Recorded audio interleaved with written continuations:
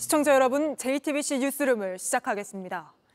김건희 여사 공천 개입 의혹의 핵심 제보자 강혜경 씨가 지금 국회 국정감사에 나와 증언을 쏟아내고 있습니다.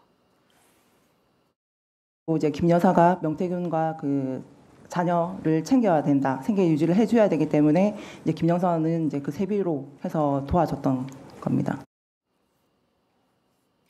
오늘 강 씨의 작심 발언, 그리고 강 씨로부터 입수한 새로운 녹취들까지 상세히 전해드리겠습니다.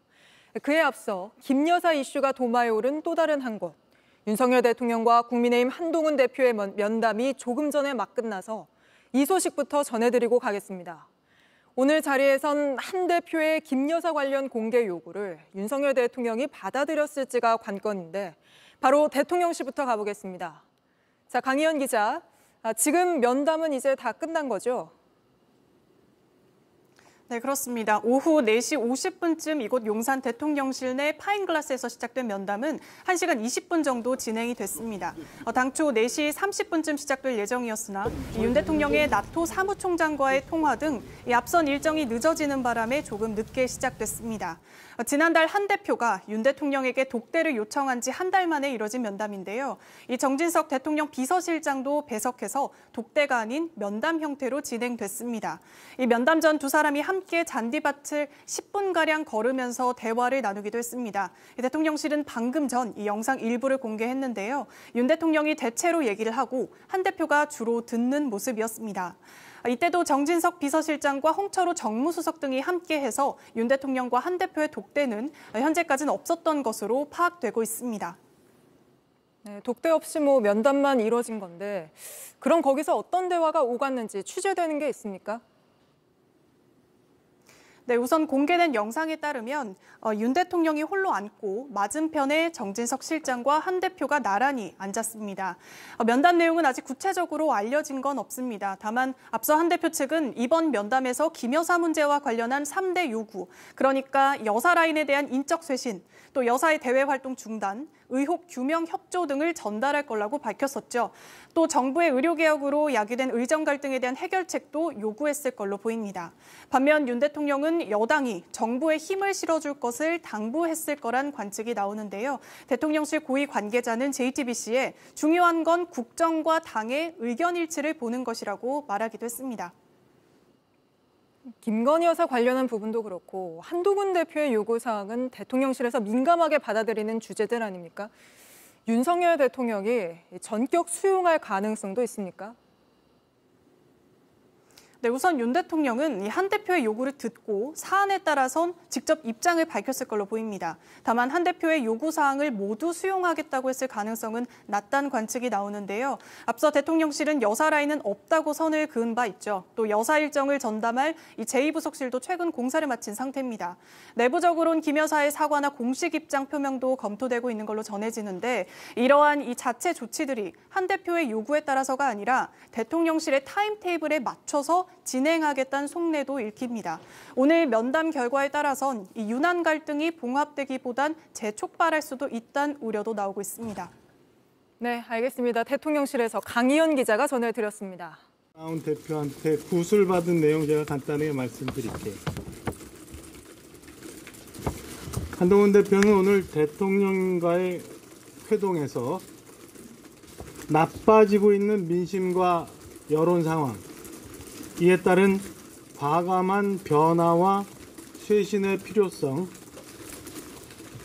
두 번째 김 여사 이슈 해소와 관련해 앞서 밝힌 세 가지 방안, 즉 대통령실 인적 쇄신, 대외 활동 중단, 의혹 사항들 설명 및 해소, 그리고 특별감찰관 임명의 진행 필요성, 세 번째, 여야 의정협의체에 조속한 출범 필요성을 말씀드렸습니다. 이와 더불어 우리 정부의 개혁 정책, 외교 안보 정책에 대해 지지하고 당이 적극 지원할 것이란 점을 말씀드렸습니다. 다만 개혁의 추진 동력을 위해서라도 부담되는 이슈들을 선제적으로 해소할 필요성이 있다고도 덧붙였습니다. 이외 고물가, 고금리 등 민생 정책에 있어서 당, 정, 대 협력 강화에 대해서도 말씀드렸습니다. 이상입니다.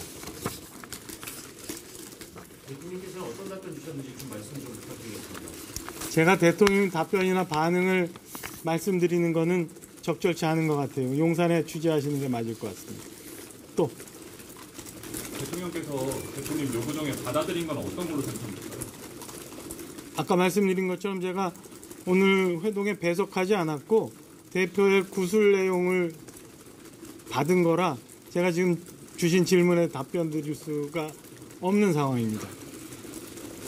또 대표님 오늘 회동에 대해 뭐라고 생각하셨어요? 마치고 나오셨어요? 마치고 나와서 특별히 말씀 없었어요. 이거 제가 받아 정리하느라고 그런 거 여쭐 만한 시간이 없었습니다. 실장님, 그럼 또. 인적 쇄신에 대해서는 공감대가 있었던 건가요? 공감대 여부나 대통령실의 반응에 대해서는 대통령 말씀에 대해서는 용산에 확인해 보시는 게 맞을 것 같아요. 실장님, 저기 여야정 협의체에 대해서는 그럼 용산도 뭐 적극 공감을 한 건가요?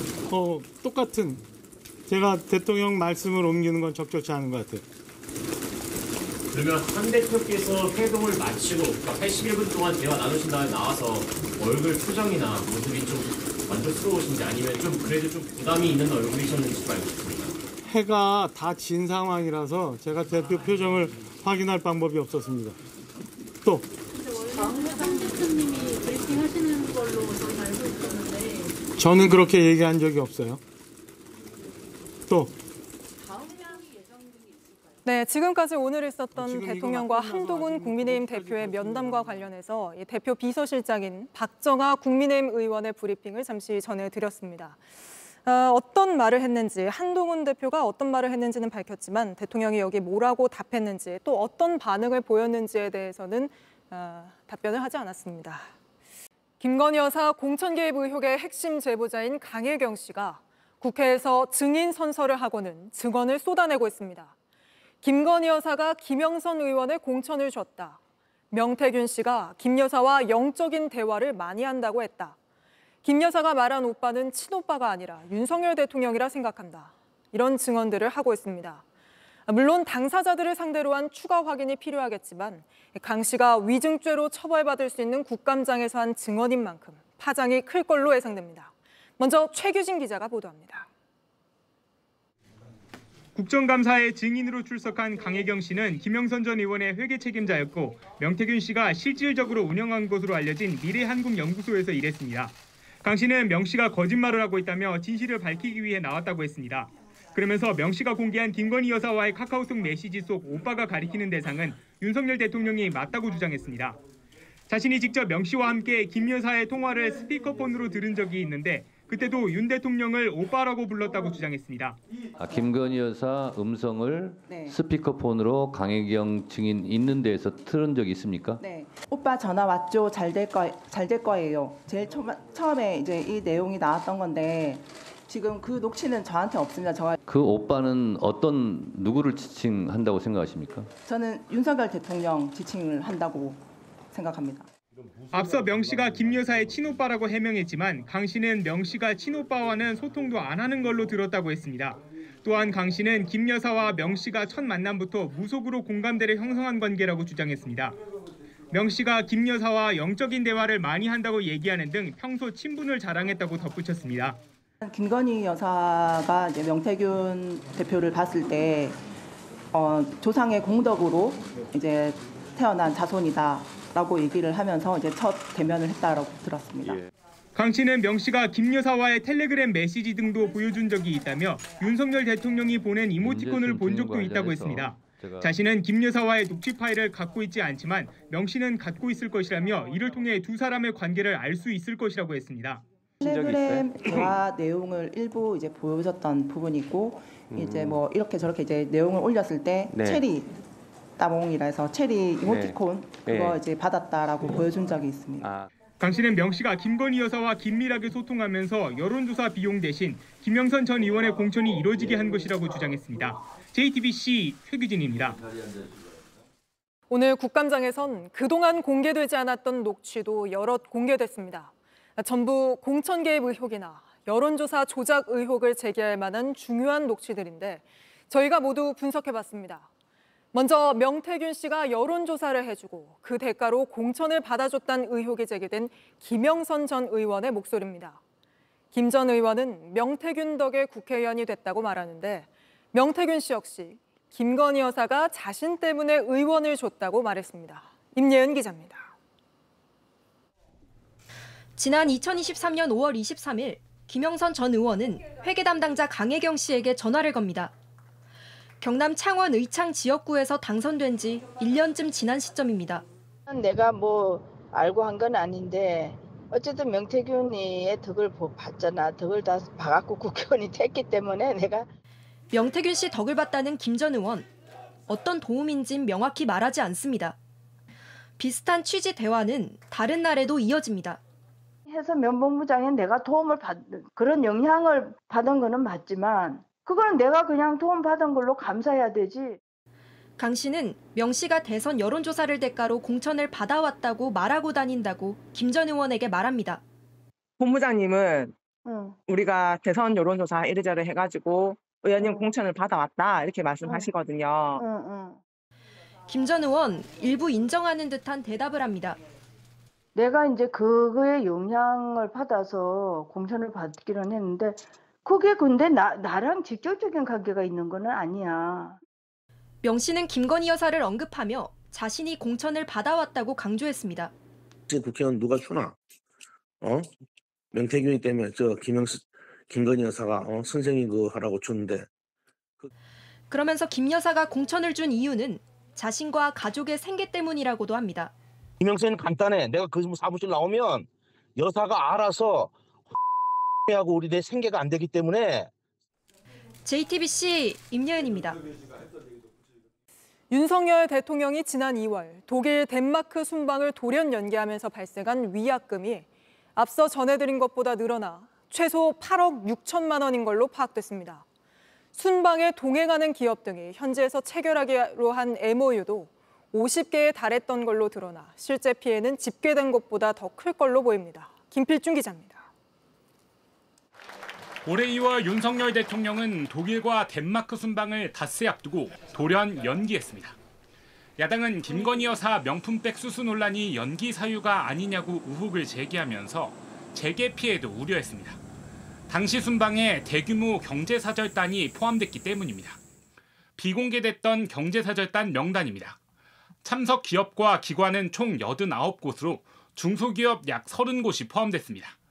그런데 순방이 취소되면서 경제사절단을 준비한 대한상의와 한국경제인협회는 항공료와 통역비 등의 위약금 1억 9,100만 원을 썼습니다. 주무부처인 산업부도 숙박비 등 9,100만 원을 위약금으로 지출했습니다. 개별 기업들 89곳이 지출한 자체 위약금은 포함이 안 된 금액입니다. 여기에 앞서 JTBC가 보도한 문체부의 위약금 5억 8천만 원을 합치면 확인된 위약금은 최소 8억 6천만 원에 달합니다. 이뿐만이 아닙니다. 경제사절단에 속한 41개의 기업과 기관은 50개의 MOU를 준비했지만 결국 MOU가 취소된 곳들도 있습니다. 저희야 비즈니스적으로 조금 더 확장하기 위해서 픽오프를 해야 뭘 할 테니까요. 그래서 그쪽 임원들하고 이제 스케줄링을 하고 있었던 건데 어쨌든 국내 사정으로 그렇게 된. 완전히 취소가 돼가지고 거의 정지 상태로 알고 있습니다. 일단 취소한 것가 제일 큰 거예요. 일단 그쪽에 결례전 사실 저희도 정시인데. 야당은 진상조사를 예고했습니다. 국비뿐만 아니라 협회, 기업 모두가 큰 손해를 봤습니다. 국가 간 약속을 왜 갑자기 취소할 수밖에 없었는지. JTBC 김필준입니다. JTBC 뉴스를 시청해 주셔서 고맙습니다. 저희는 저녁 6시 50분 뉴스룸에서 뵙겠습니다.